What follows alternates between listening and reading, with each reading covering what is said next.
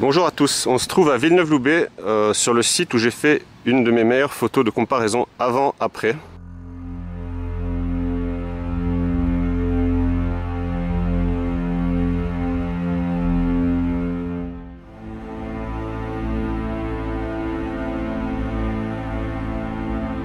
Et d'abord un tout petit peu d'histoire.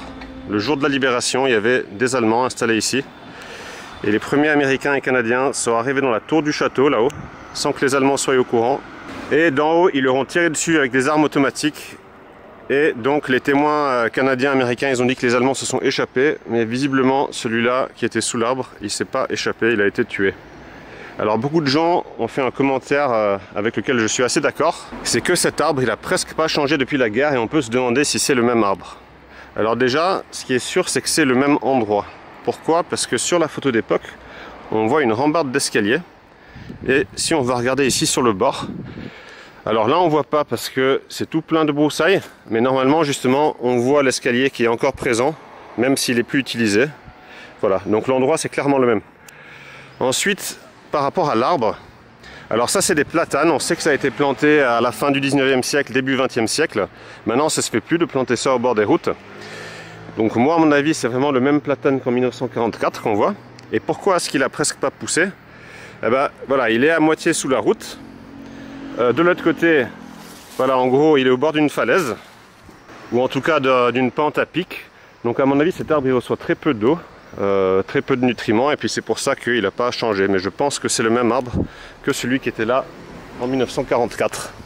Maintenant qu'on est rentré en détail sur l'histoire de cet arbre, revenons-en un petit peu aux soldats américains et canadiens qui ont libéré Villeneuve-Loubet.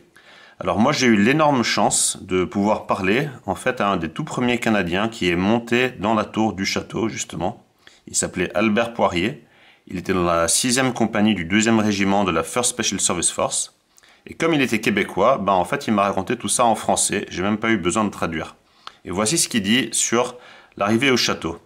Donc ils sont rentrés dedans grâce au marquis qui leur a ouvert la porte, et il raconte: rendu en haut, il y avait des soldats allemands tout en bas qui ont tiré un coup de canon qui a démoli une partie du coin de cette tourelle. Eux autres voyaient la tour, et puis nous voyons leurs canons en dehors du domaine sur la route qui monte au château. On n'avait pas de fusil assez puissant pour tirer sur ces gens-là, alors moi j'ai dit, on a une BAR en bas. BAR c'est le Browning Automatic Rifle, c'est un type de fusil mitrailleur. Donc on a une BAR en bas, il faudrait le faire monter pour tirer là-dessus. Et le capitaine Piet a dit, va le chercher de suite. Alors je suis allé chercher le BAR, et le major a tiré sur le canon avec ça. Il a dû atteindre un des hommes, puis tout de suite les autres se sont sauvés quand ils ont vu qu'il se faisait tirer dessus. Alors en fait, ils ont laissé le canon là, et puis ils sont partis. Ça a été la fin, ils n'ont tiré qu'un obus. Voilà donc comment le soldat allemand sous cet arbre a apparemment été tué.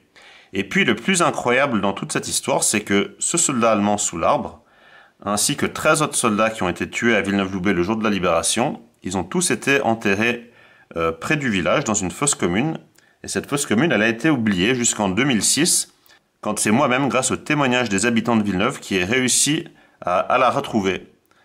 Alors moi j'ai une relation, on va dire, un petit peu particulière avec tous ces soldats allemands, parce que j'ai vraiment retrouvé leur corps, recontacté leur famille et tout ça. Et tous les détails sur cette exhumation, sur l'identification des corps, je le raconte dans une des vidéos que vous pouvez voir sur ma chaîne sur l'exhumation de Villeneuve-Loubet.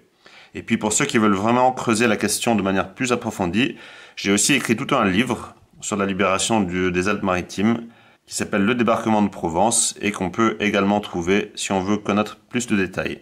Voilà, j'espère que cette vidéo vous a intéressé, et je vous souhaite une bonne journée.